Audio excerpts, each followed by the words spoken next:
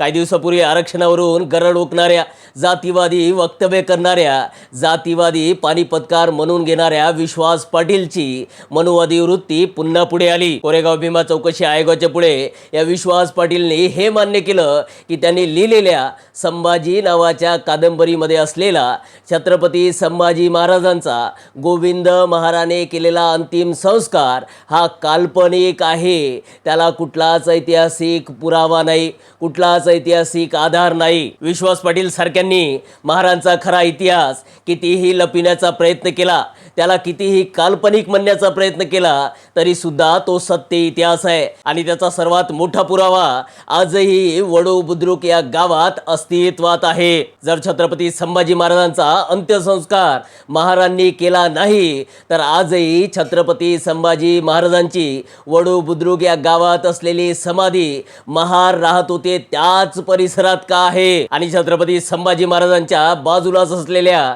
गोविंद महाराजची समाधी या सर्व इतिहासाचा सर्वात मोठा पुरावा आहे। आणि हे सर्व तुम्ही कितीही नकारलं तरी तुम्ही हे नाकारू शकणार नाही की छत्रपती संभाजी महाराजांच्या विरोधात कटकारस्थान करणारे बामन भट होते। त्याचबरोबर औरंगजेबाला आदाब करून, त्याच्याबरोबर हात मिळवणी करून छत्रपती संभाजी महाराजांना पकडून देणारे कोण होते हे जग जाहीर आहे, ते तर काल्पनिक ठरू शकत नाही ना। बरं, ते काही असो, मात्र आता विश्वास पाटलांनी हे स्वीकारलं पाहिजे की ते कुठले इतिहासकार नाहीत।